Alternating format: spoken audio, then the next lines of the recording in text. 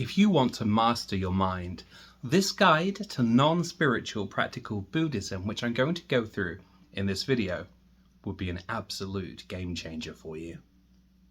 Now, Buddhism is, of course, a very serious religion followed by monks and devotees, but it's also a very practical guide to the human mind, almost like ancient psychology. And even though it does include formal things like the Four Noble Truths and the Eightfold Path, it also offers everyday wisdom that anyone can use regardless of their beliefs. In this episode, I want to share how even non-Buddhists can improve their mental health and daily life using Buddhist teachings.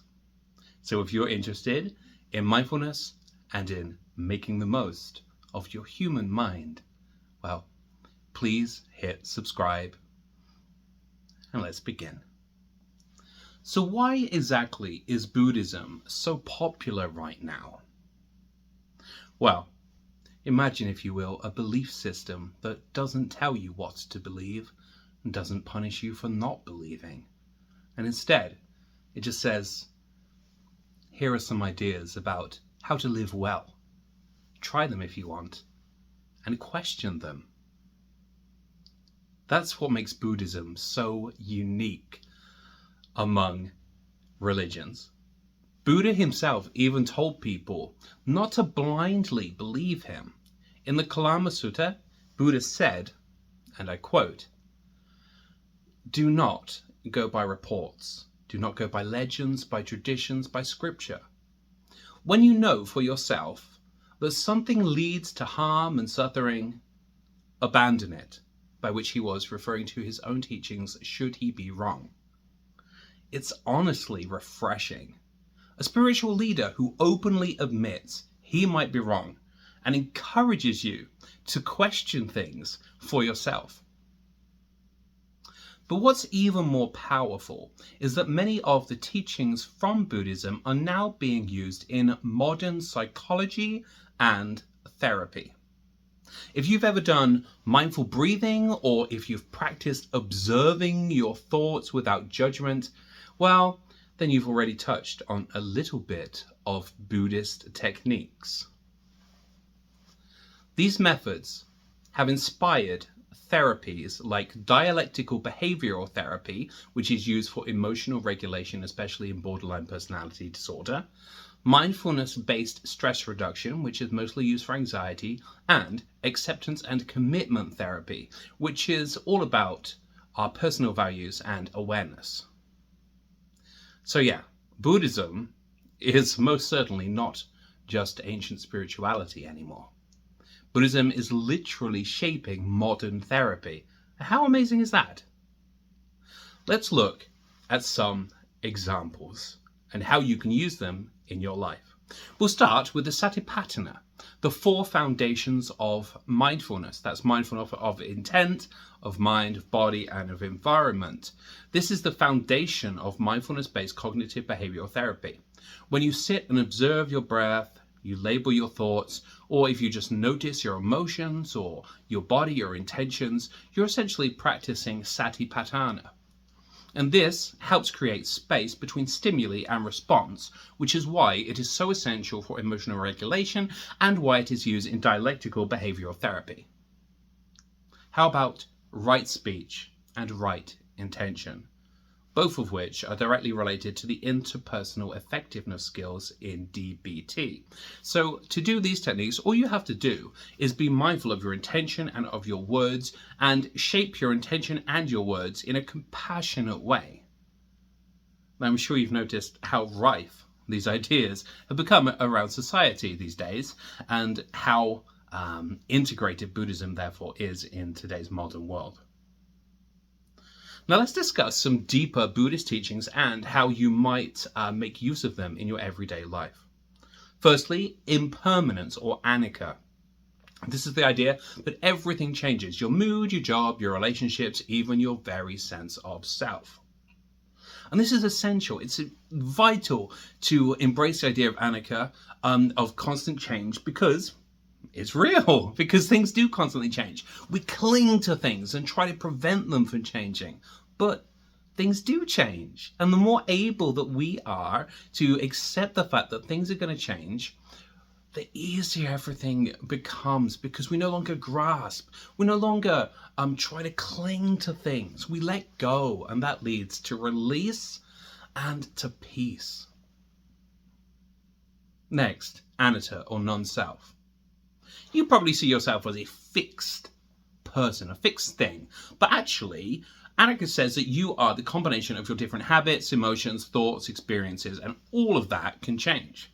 And that's huge, because it means that you are infinitely adaptable and you are not weighed down by your past. You don't have to be who you were yesterday.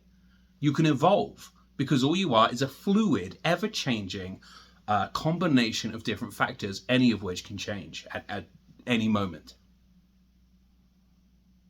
Now, what about the end of suffering? Suffering is inevitable, unavoidable. But there's this parable in Buddhism that says, it's called the parable of the second dart. And what it says is that we get hit by one dart, ow, that life throws at you, and it hurts. But then we keep throwing another dart at ourselves by the way in which we react to the first pain. And if we just stop throwing all these other darts at ourselves, we'll infinitely, massively reduce the amount of pain we're feeling. And so these simple wisdoms, when you understand them and embrace them, they can really enhance your life. Now let me talk about the Eightfold Path, the path to enlightenment, but in a non-Buddhist way. So the first step is that we all suffer. Suffering is inevitable. And suffering comes from things wanting to be different. We want more money. Yes, please. We want better looks. We want better behavior from others. We want all these things.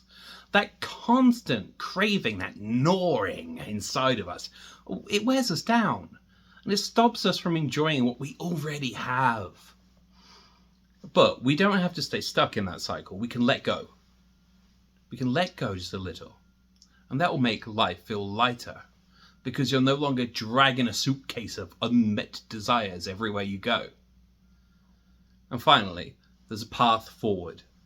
It's not about believing in something. It's about how you show up. It's about what you practice. You, your mind, is the way forward. That's what Buddhism teaches. And those are the Four Noble Truths. I think I mislabeled them earlier. The Four Noble Truths is what that is. And what about the Eightfold Path? Well, the Eightfold Path is as so. Right view. Try to see things clearly, not through the lens of wishful thinking or fear. Just see things precisely as exactly what they are. That will help you to stay grounded when your life gets a little bit overwhelming. Next, use right intention. Set simple, conscious intentions to be kind, be curious, and be open. This keeps your heart in the right place, even on tough days. Next, rightful speech. Be honest and gentle. Gossip and harsh words create chaos. Kind speech, well, that builds trust and harmony. Right action. Do the right thing, even in small ways. Now that could be holding a door open for somebody or not snapping at somebody. It's the little moments that add up. You have integrity in those little moments, they all add up. Number 5 on the Eightfold Path is right livelihood. Earn a living in a way that aligns with your values. I, for instance, try to make a living teaching meditation on thedailymeditation.com, and that aligns with my values. 6, right effort. Put your energy into what uplifts you. Feed habits that bring you peace instead of ones that spiral into stress or self-doubt. Number 7, right mindfulness. Pay attention. Really be where you are, whether you're washing the dishes or walking your dog. Be present, because that turns something ordinary into something meaningful. And finally, number 8 of the Eightfold Path is right concentration. Simply focusing your mind. And you can use meditation for this, but you don't have to. All it is about having concentration. Training your focus gives you calm and clarity when the whole world feels like chaos. which it kind of does right now, doesn't it? Let's be honest. So no, you don't have to be a monk. You don't have to chant. You don't have to be a devotee to take advantage of Buddhism.